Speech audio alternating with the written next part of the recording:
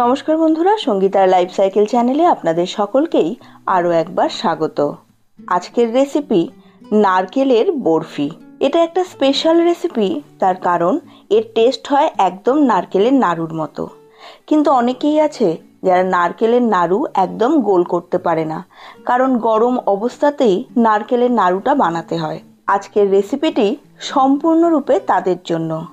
কত সহজে একদম নারকেলের নাড়ুর মতো টেস্টের নারকেলের বরফি আপনারা বাড়িতে বানিয়ে ফেলতে পারবেন, সেটাই আজকে আপনাদের সঙ্গে শেয়ার করব। আশা করছি আজকের রেসিপি আপনাদের পছন্দ হবে। রেসিপিটি পছন্দ হলে লাইক করে দিন আর প্রচুর পরিমাণে শেয়ার করে নিন। আর আপনারা যদি আমার চ্যানেলে নতুন হন, চ্যানেলটিকে সাবস্ক্রাইব করে আমার পাশে থাকুন। ভিডিওটিকে সম্পূর্ণ দেখার অনুরোধ জানিয়ে আজকের রেসিপি শুরু করছি। দুটো নারকেলকে কুড়িয়ে নিয়েছি। এবার টোটাল নারকেল কোড়াটাকেই একটা মিক্সিং জারের মধ্যে দিয়ে দেব। নারকেলের নাড়ু বা নারকেলের বরফিতে অনেক সময় কিন্তু নারকেলটা দানাদার হয়ে থাকে। আপনাদের যদি সেটা পছন্দ না হয়ে থাকে, তাহলে নারকেল কোড়াটাকে মিক্সিং জারে ভালো করে পেস্ট করে নিন। একদম মিহি হয়ে যাবে। এরপর নারকেলের নাড়ু বা বরফি বানান। দেখুন, একদম মিহি একটা নাড়ু বা বরফি তৈরি হবে, যেটা মুখে দেওয়ার সাথে সাথেই গলে যাবে। পিষে নেওয়া নারকেলটাকে একটা কড়াইয়ের মধ্যে ঢেলে নিয়েছি। এর মধ্যেই 1 টেবিল চামচ মতো দুধের সর আর গলা কাপ চিনি দিয়েছি। ভালো করে সবটাকেই মেখে নিতে হবে। এইভাবে মিনিট দুয়েক ভালো করে মেখে নিয়ে এবার এটাকে ঢেকে রেখে দেব 10-15 মিনিটের জন্য। এবার নারকেলটাকে জাল করতে বসিয়ে দেব। প্রথম 5 মিনিট হাই ফ্লেমে রাখবো। যে চিনিটা দিয়ে এটা মাখিয়ে রেখেছিলাম, চিনিটা কিন্তু গলে যাবে। কাজেই প্রথম 5 মিনিটে দেখবেন অনেকটা জল বেরিয়ে এসেছে। এরপর ধীরে ধীরে জলটা কমতে শুরু করলেই গ্যাসের ফ্লেমটা একদম কম করে দেব। এটাকে কন্টিনিউয়াসলি নাড়তে হবে, নাহলে কিন্তু নিচটা লেগে যাবে। যখন অনেকটাই জল শুকিয়ে যাবে, তখন এখানে দিয়েছি 1 কাপ ঘন দুধ। ঢেকে 2 থেকে 3 মিনিটের জন্য রেখে দেব।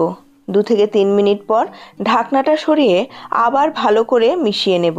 খেয়াল রাখতে হবে যাতে নিচটা কিছুতেই লেগে না যায়, তাহলেই কিন্তু এর রঙটা নষ্ট হয়ে যাবে। এরপর এখানে 1 কাপ গুঁড়ো দুধ দিয়েছি। দুধটা কিন্তু অপশনাল, তবে দিয়ে দেখবেন, স্বাদ অসাধারণ হয়ে যায়। দুধটাকে ভালো করে মিশিয়ে নিয়ে আবার ঢেকে রেখে দেব 2-3 মিনিটের জন্য। 2-3 মিনিট পর ঢাকনাটা তুলে নেব।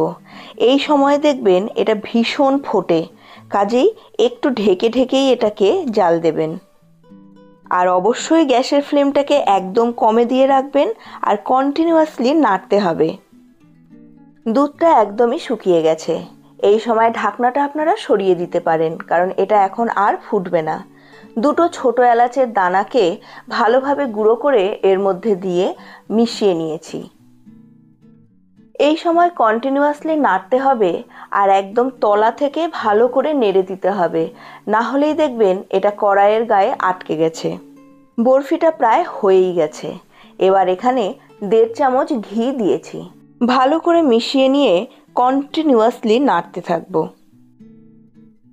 দুধটা সম্পূর্ণরূপে শুকিয়ে যাওয়ার পরে দেখুন ধীরে ধীরে এর মধ্যে একটা ক্যারামেলের কালার চলে আসছে, কারণ এখানে আছে প্রচুর পরিমাণে চিনি। এই সময় গ্যাসের ফ্লেমটাকে অফ করে দেব। কাচের একটা চারকোনা পাত্র নিয়েছি। আপনারা স্টিলের পাত্র, টিফিন বাটি বা থালার মধ্যেও এটাকে জমাতে পারেন। পাত্রটাতে প্রথমে ভালো করে ঘি লাগিয়ে নেব। এরপর নারকেলটাকে এই পাত্রের মধ্যে ঢেলে দেব। বন্ধুরা, নারকেলের নাড়ুর যে পাকটা থাকে, বরফির পাক কিন্তু তার থেকে আরও একটু কড়া হবে। এটা অতটা নরম হবে না। পাত্রটার মধ্যে ঢেলে এবার হাত দিয়ে ওপরটাকে একদম প্লেন করে দেব। হাতে সামান্য একটু ঘি লাগিয়ে নিতে পারেন। ভালো করে ওপরটাকে প্লেন করে দেওয়ার পরে এটাকে ঢেকে রেখে দেব। প্রথমে আনবো রুম টেম্পারেচারে। একদম ঠান্ডা হয়ে যাওয়ার পর এটাকে ফ্রিজে রেখে দেব 1 থেকে 1.5 ঘন্টার জন্য।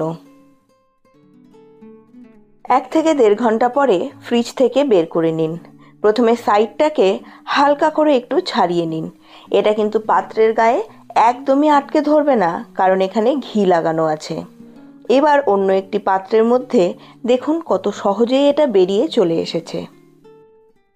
এবার একটি ধারালো চাকুর সাহায্যে কেটে নিন আপনার মনপছন্দ শেপে। আজকের রেসিপি আপনাদের কেমন লাগলো আমাকে কমেন্ট বক্সে এসে অবশ্যই জানান।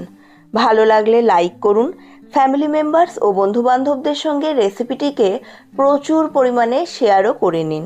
আর আপনারা যদি আমার চ্যানেলে নতুন হন, চ্যানেলটিকে সাবস্ক্রাইব করে পাশের বেল বাটনের অলে ক্লিক করে দিন, যাতে আমার প্রতিটি নতুন রেসিপির নোটিফিকেশন আপনাদের কাছে পৌঁছে যায় সবার আগে। আপনাদের সঙ্গে দেখা হচ্ছে পরবর্তী আরও একটি নতুন রেসিপি নিয়ে। ততক্ষণের জন্য সুস্থ থাকুন, ভালো থাকুন এবং রেসিপিগুলোকে অবশ্যই বাড়িতে ট্রাই করে দেখুন।